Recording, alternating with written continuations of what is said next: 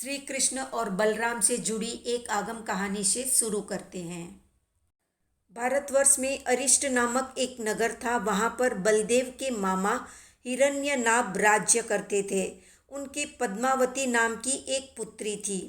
बड़ी होने पर राजा ने उसके स्वयंवर के लिए बलराम और कृष्ण आदि और अन्य सब राजाओं को आमंत्रित किया।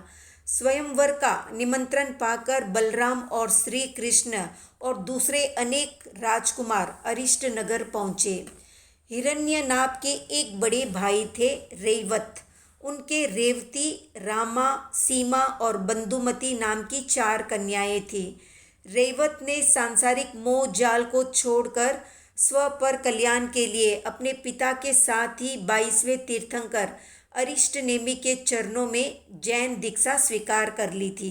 वे दीक्षा लेने से पहले अपनी 4 पुत्रियों का विवाह बलराम के साथ करने के लिए कह गए थे। इधर पद्मावती के स्वयंवर में बड़े बड़े राजा और महाराजा आए हुए थे। वे सब युद्ध कुशल और तेजस्वी थे।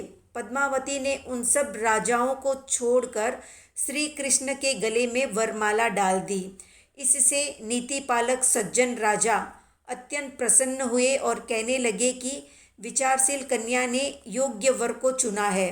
किंतु जो दुर्बुद्धि, अविवेकी और अभिमानी राजा थे, वे अपने बल और ऐश्वर्य के मद में आकर श्री कृष्ण से युद्ध करने को तैयार हो गए।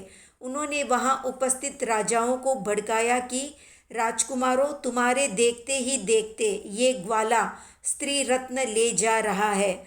उत्तम वस्तु राजाओं के ही भोगने योग्य होती है, इसलिए तुम सब क्या देख रहे हो? उठो, मिलकर इससे लड़ो और ये कन्या रत्न को छुड़ा लो। इस प्रकार उत्तेजित किए गए अविवेकी राजा मिलकर श्री कृष्ण से लड़ने लगे। घोर युद्ध छिड़ गया।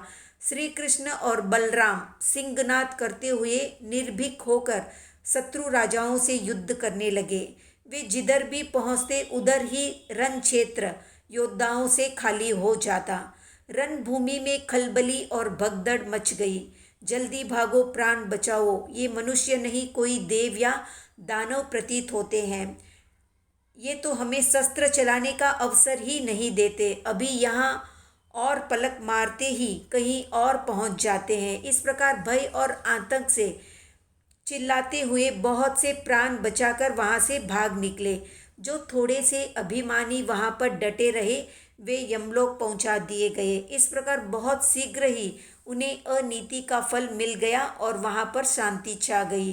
अंत में रेवती, रामा आदि हिरण्यनाभ के बड़े भाई रेवत की 4 कन्याओं का विवाह बड़ी धूमधाम से बलराम जी के साथ हुआ और पद्मावती का श्री कृष्ण के साथ। इस प्रकार वैवाहिक मंगल कार्य संपन्न होने पर बलराम और श्री कृष्ण अपनी पत्नियों को साथ लेकर द्वारिका नगरी में पहुँचे, जहाँ पर अनेक प्रकार के आनंद उत्सव मनाए गए। जैन शास्त्रों के अनुसार बलराम त्रिषष्टि श्लाका पुरुषों में कौन थे? कमेंट में बताएं। वीडियो पसंद आया तो लाइक, शेयर, सब्सक्राइब करें।